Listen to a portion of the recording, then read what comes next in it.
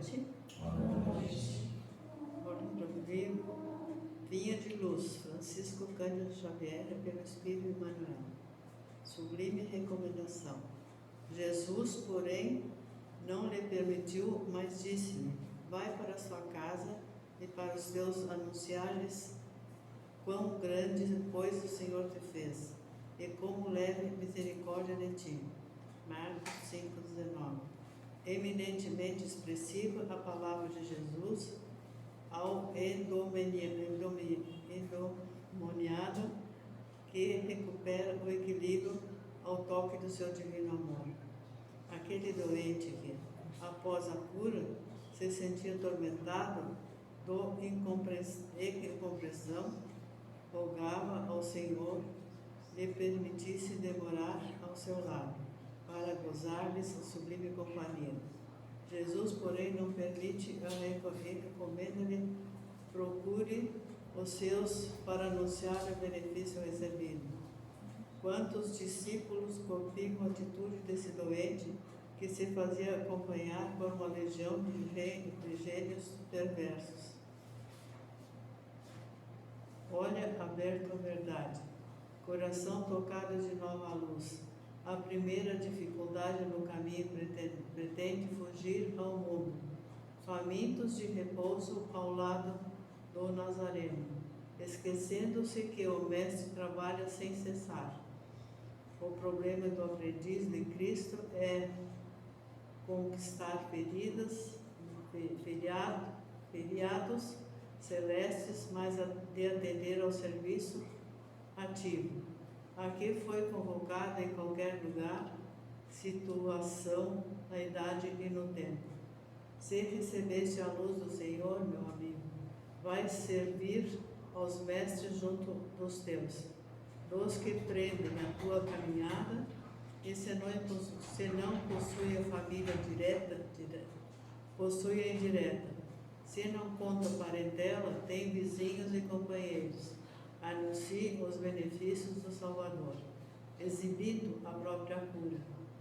Quem demonstra a renovação de si mesmo em Cristo habilita-se a cooperar na renovação espiritual dos outros.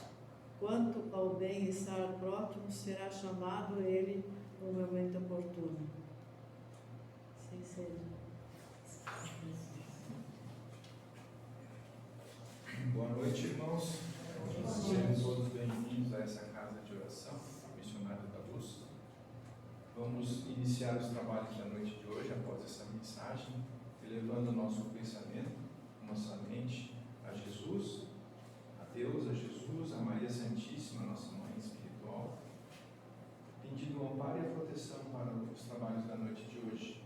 Que os espíritos amigos que aqui se encontram, trabalhadores, os mentores dessa casa, e os espíritos protetores de cada um de nós nos auxiliem no entendimento da mensagem dessa noite. A prece. Pai nosso que estais nos céus, santificado seja o vosso nome. Venha a nós o vosso reino. Seja feita a vossa vontade, assim na terra como é feita nos céus. O pão nosso de cada dia nos dai hoje. Perdoa, Pai, as nossas dívidas, assim como nós perdoamos aos nossos devedores. E não nos deixes cair em tentações, mas livra-nos, Pai, de todos os males. Com esta prece, iniciamos os trabalhos da noite de hoje. Hoje, quem dará a nossa exposição doutrinária é a nossa irmã Elizabeth, que é ceareira aqui da nossa casa. Que teu mentor te auxilie. A palavra é toda tua, irmã. Que assim seja. Boa noite, irmãos, encarnados e desencarnados que aqui se encontram. Que nós possamos fazer deste momento mais uma oportunidade para entender o Evangelho e assim poder colocá-lo nas nossas vidas. Que é essa a finalidade desse código moral que é o Evangelho. Para hoje nós continuamos com o capítulo 16.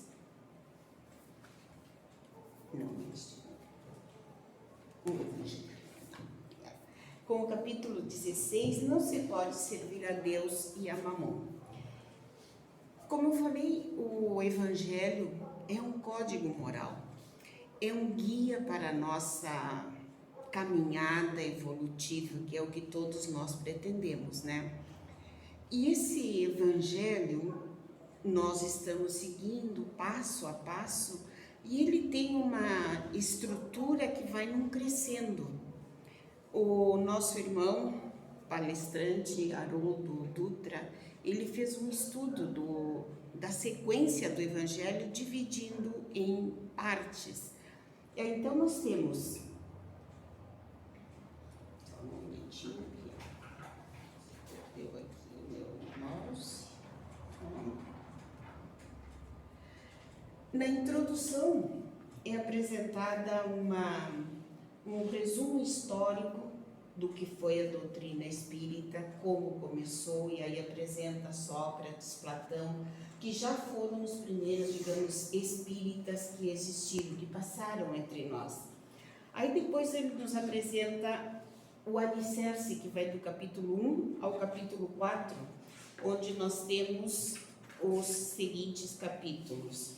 Não vim destruir a lei, meu reino não é deste mundo, há muitas moradas na casa do meu Pai, e ninguém poderá ver o reino de Deus se não nascer de novo. Aí nós temos então o alicerce do que é o Evangelho. A segunda parte vai do capítulo 5 ao capítulo 10, que nos apresenta o Sermão da Montanha, todas as bem-aventuranças, onde nós levamos bastante tempo analisando o capítulo 5, bem-aventurados aflitos, e o capítulo 6, que tem o Cristo Consolador. Então ele nos apresenta as bem-aventuranças e o Cristo Consolador.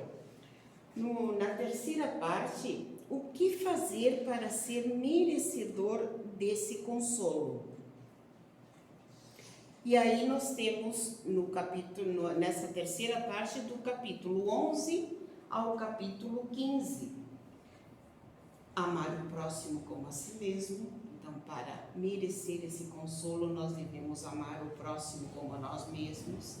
Amai os vossos inimigos, não saiba a vossa mão esquerda o que dá a vossa mão direita, honrai vosso pai e a vossa mãe, e fora da caridade não há salvação. E agora nós chegamos ao capítulo 16, que é uma contraprova, ou seja, é o momento em que nós vamos provar se entendemos ou não o que foi apresentado até agora. É o momento de fazermos a nossa escolha. A quem nós vamos servir? A Deus ou a Mamon? Então, esse é o momento decisivo. Agora eu tenho que escolher. Eu já sei tudo que o Espiritismo, que a doutrina, que o Evangelho está me apresentando. Então, agora eu tenho que fazer a minha escolha. Servir a Deus representa servir a parte espiritual, me preocupar com a minha espiritualidade. E servir a Mamon é ser levado pela parte material, pelo materialismo. Então, nós vamos, dentro dessa contraprova, nas instruções dos Espíritos, a verdadeira propriedade. Vou fazer uma leitura de todos os dois itens, o 9 e o 10, e depois vamos ir analisando, tá? O homem só possui em plena propriedade aquilo que lhe é dado levar deste mundo. Do que encontra ao chegar e deixa ao partir, goza ele enquanto aqui permanece. Forçado, porém, que é a abandonar tudo isso, não tem das suas riquezas a posse real, mas simplesmente o usufruto. Que é então o que ele possui? Nada do que é de uso do corpo. Tudo o que é de uso da alma, a inteligência, os conhecimentos, as qualidades morais. Isso o que ele traz e leva consigo, o que ninguém lhe pode arrebatar. o que lhe será de muito mais utilidade no outro mundo do que neste. Depende de ele ser mais rico ao partir do que ao chegar, visto como, do que tiver adquirido em bem, resultará a sua posição futura. Quando alguém vai a um país distante, constitui a sua bagagem de objetos utilizáveis nesse país. Não se preocupa com os que ali lhe seriam inúteis. Procedei do mesmo modo com relação à vida futura. Aprovisionai-vos de tudo o de que lá vós possais servir. Ao viajante que chega a um albergue, bom alojamento é dado, se o pode pagar. A outro, de parcos recursos, toca um menos agradável. Quanto ao que nada tenha de seu, vai dormir numa enxerga. O mesmo sucede ao homem. A sua chegada no mundo dos espíritos depende dos seus haveres o lugar para onde vá. Não será, todavia, com o seu ouro que ele o pagará. Ninguém lhe perguntará quanto tinhas na terra, que posição ocupavas, eras príncipe ou operário? Perguntar-lhe-ão, que trazes contigo? Não se lhe avaliarão os bens nem os títulos, mas a soma das virtudes que possua. Ora, sob esse aspecto, pode o operário ser mais rico do que o príncipe. Em vão alegará que antes de partir da terra, pagou o peso de ouro a sua entrada no outro mundo.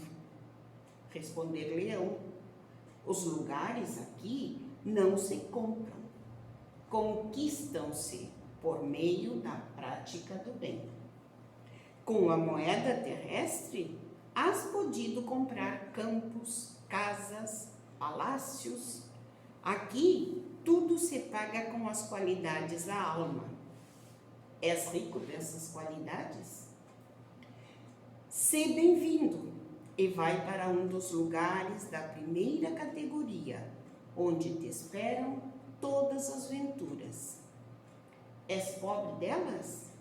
Vai para uma das últimas, onde serás tratado de acordo com teus haveres. Essa mensagem é de Pascal e foi trazida em Genebra no ano 1860. Pascal era um cientista, matemático, um estudioso e algo interessante.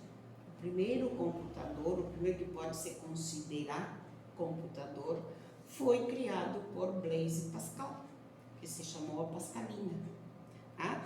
Então, ele tinha toda essa parte, todo esse estudo da parte matemática. Então, aqui o que ele nos traz é esse estudo do que é a verdadeira propriedade. Então, ele nos diz que só é nosso o que nós podemos levar para o outro mundo. Aí a gente pensa, eu posso levar minhas roupas? Eu posso levar o meu iPhone? O meu carro novo? E a minha casa? O que eu faço? E as minhas joias? Eu posso carregar isso para o outro mundo? Não, né? Isso são coisas materiais. Nada disso me pertence. Eu somente vou usá-las enquanto aqui estiver. Então, só vamos levar para o outro mundo as coisas do coração, da alma, do espírito. A nossa inteligência, a nossa benevolência, a nossa caridade, todas as virtudes que nós usamos, praticamos e fizemos crescer neste mundo. Isso sim nós vamos levar. Então, As coisas materiais nós vamos usar enquanto estivermos na terra, nada mais.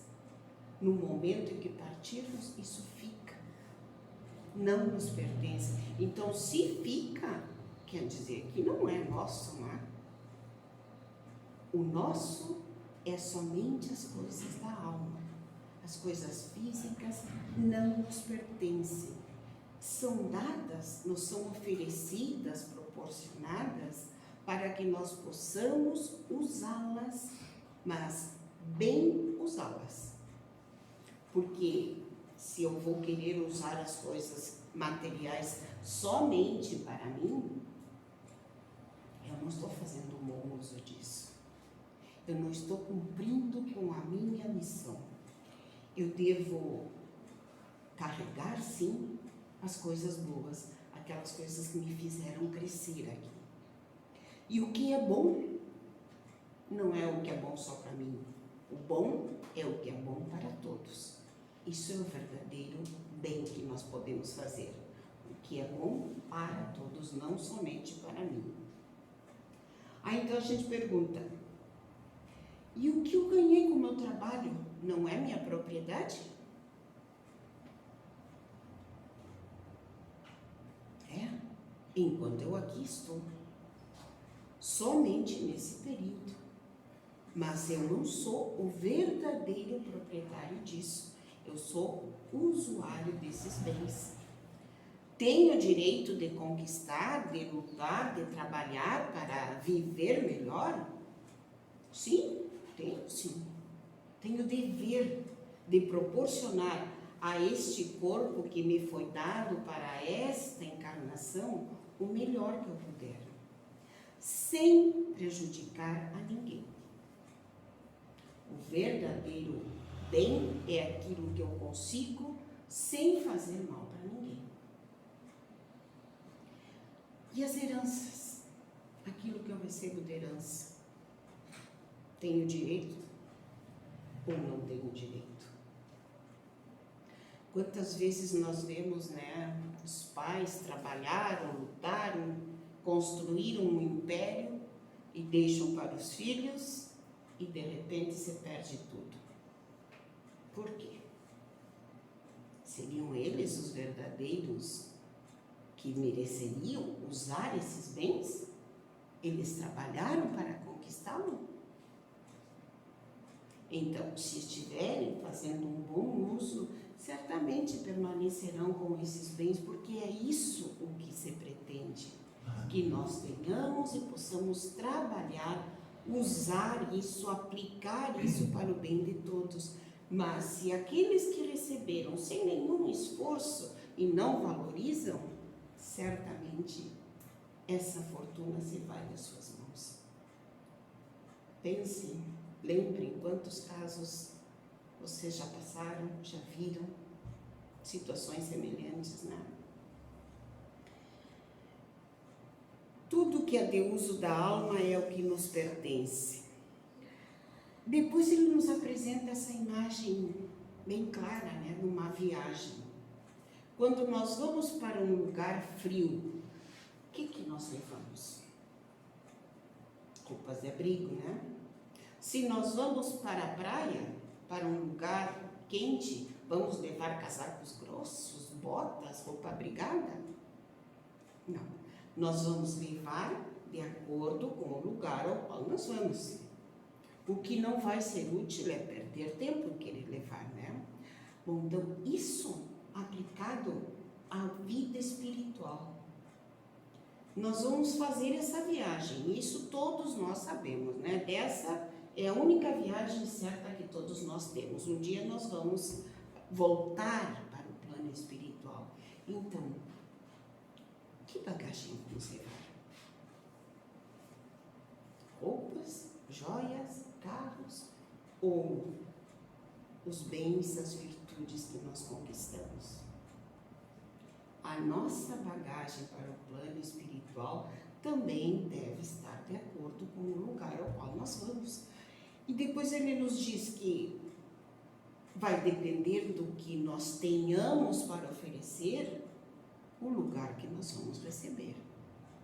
Agora, esse ter para oferecer não é pagar para conquistar um lugarzinho lá no céu, né? Não é com dinheiro que nós vamos pagar, e não é o dinheiro que nós vamos oferecer, não são bens materiais. Então, o que nós poderemos levar? Como nós vamos pagar por um bom lugar no plano espiritual?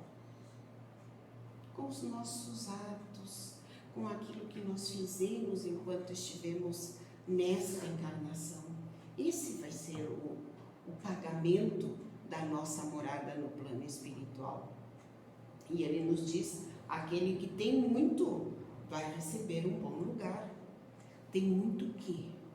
Muita bondade, muita caridade, praticou muita benevolência, foi indulgente. Esse tem muito. Então ele pode receber um bom lugar para seguir a sua caminhada, não é para ficar deitado eternamente, né? Então, ele vai receber para poder seguir a sua caminhada, a sua evolução.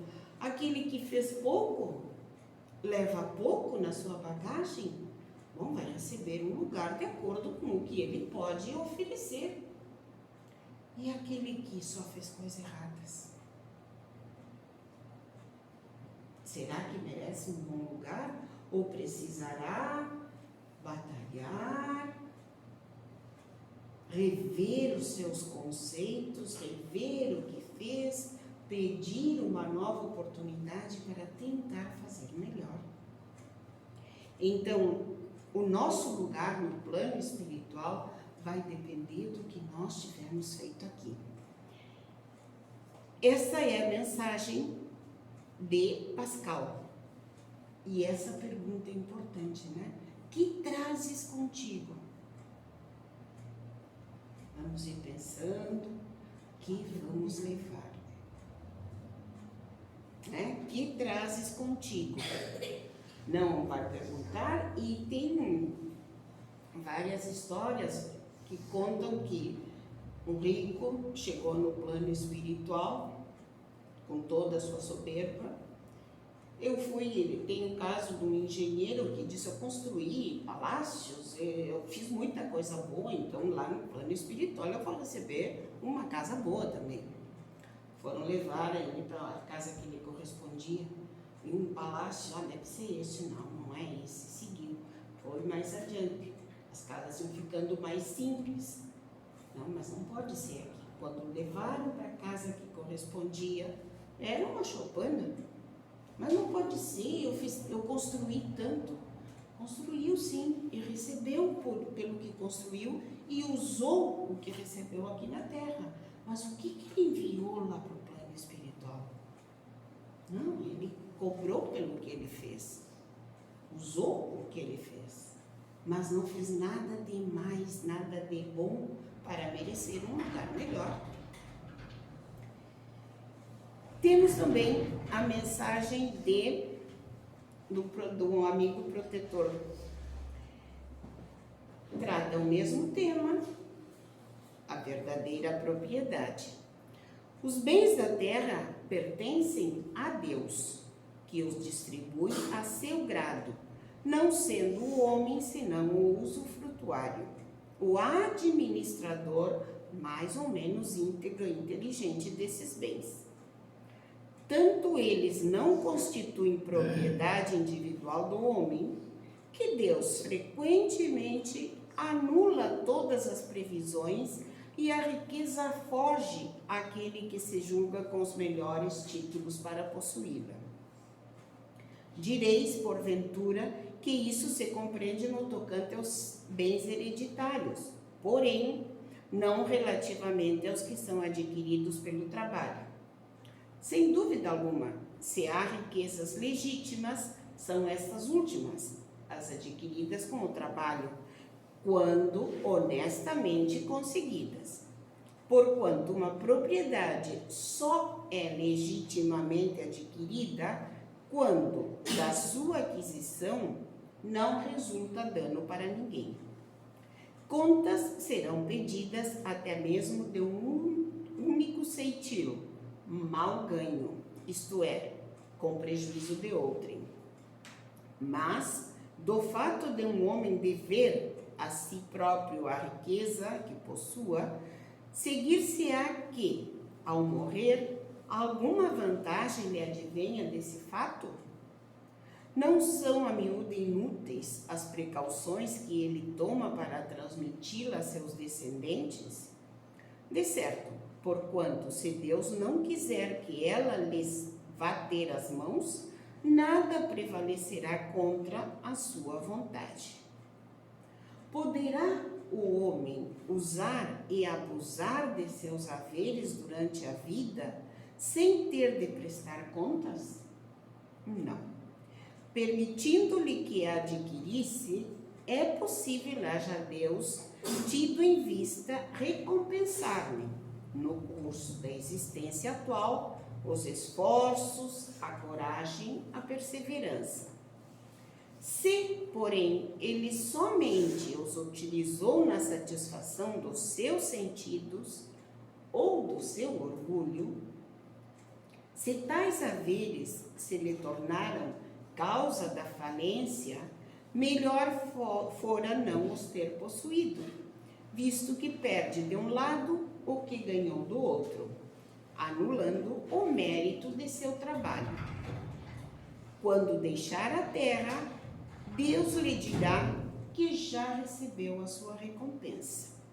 Espírito Protetor, Bruxelas, 1861.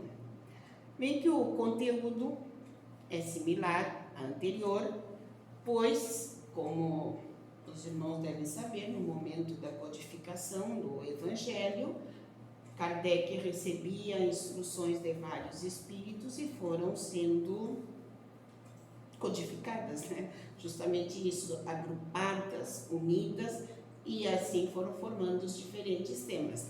Estes aqui são instruções de espíritos sobre a verdadeira propriedade. E aqui ele nos repete também que nós somos somente usufrutuários, administradores daquilo que possuímos. É interessante que pergunta se tem direito de usar aquilo que conquistou com seu trabalho. Sim, é merecedor, porque ele se esforçou, trabalhou honestamente para receber. Aí a gente dirá, mas a gente vê tantos desonestos, né, que também estão usando e abusando e parecem que tem tanta riqueza, né? Mas, como ele diz, até o último centavo será cobrado.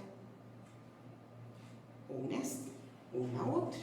Então, se aqui usou e abusou do que tinha, conquistou de forma ilegal, vai ter que prestar conta disso também.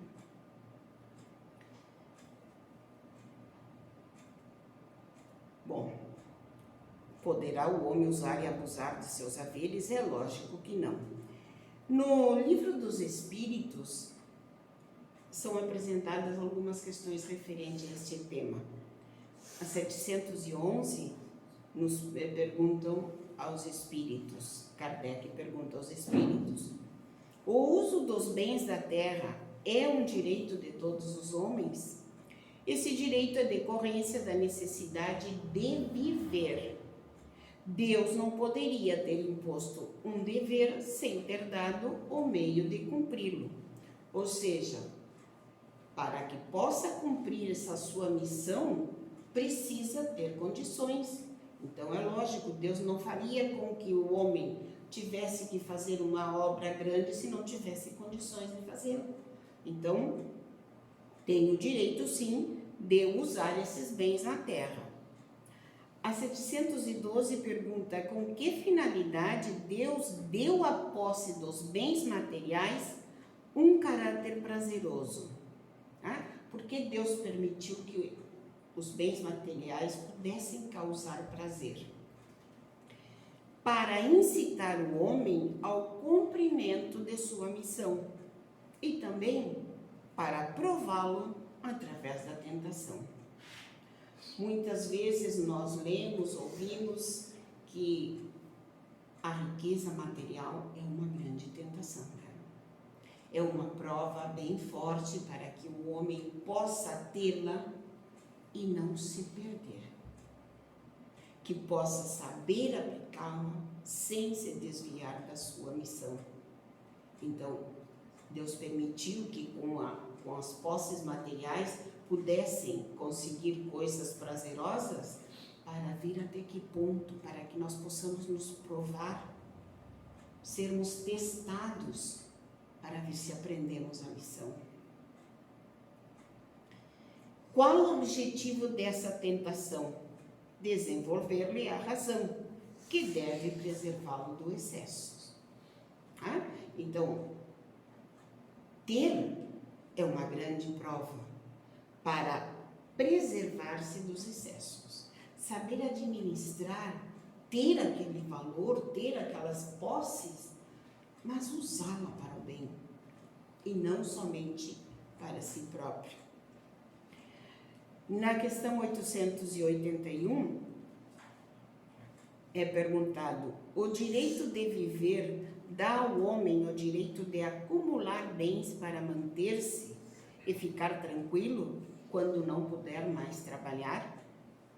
A resposta é sim, mas deve fazê-lo em família, como abelha, através de um trabalho honesto e não juntar como um egoísta. Até alguns animais lhe dão exemplos de previdência.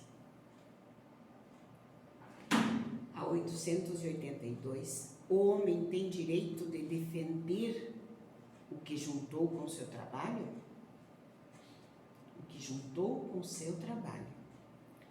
A resposta é: Deus não disse, não roubarás?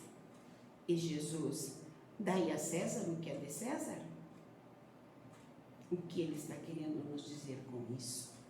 Sim, nós conquistamos, nós temos o direito de defender aquilo que conquistamos. Agora, cuidado com esse defender. Até onde nós podemos ir? Quanto podemos avançar nessa nossa defesa do que me pertence? E o que é realmente que me pertence? Então, vamos supor que esta noite nós somos chamados para a nossa viagem derradeira. O que temos na nossa mala? Está pronta com o que realmente vamos precisar? Nós nunca sabemos quando será esse momento, né? Então, minha sugestão, que é também para mim, lógico, vamos fazer a nossa mala com aquilo que nós vamos poder carregar. Nós não sabemos em que momento nós vamos precisar dela. Imagine que no chão e na nossa mala nós só levamos riquezas materiais. Então vamos pensar o que vamos ir colocando na nossa mala. Que a nossa bagagem seja de boas virtudes, de bons sentimentos, de boas atitudes. A gente sabe, nós somos humanos, nós estamos num processo de evolução. Muitas vezes nós vamos para frente e de repente a gente tropeça e faz uma coisa mal feita.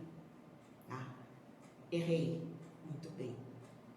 Vou reconhecer meu erro e vou me propor não errar mais. Porque oportunidade semelhante vai aparecer, certamente. E por que vão aparecer? Para ver se nós entendemos e não cometemos os mesmos erros. Então, errar faz parte dessa evolução. Permanecer no erro é o que está errado, né? Erramos, vamos refazer essa caminhada, vamos tentar não errar mais e vamos ir preparando a nossa bagagem. Dia a dia. De repente ela está meio pesadinha com alguma coisa que não faz falta. Bom, então vamos tirar da nossa bagagem isso que não vamos precisar. Praticar o desapego. Lembrem que o capítulo é servir a Deus ou a Mamon. Vamos fazer a nossa escolha, mas vamos trabalhar para que essa escolha seja efetiva, que realmente nós possamos carregar uma bagagem digna do lugar que nós queremos encontrar. Espero que isso possa ser útil para todos nós, para os irmãos desencarnados, que certamente terão outra oportunidade de voltar e fazer uma viagem de retorno melhor do que esta. Que a paz e a luz permaneça com todos nós.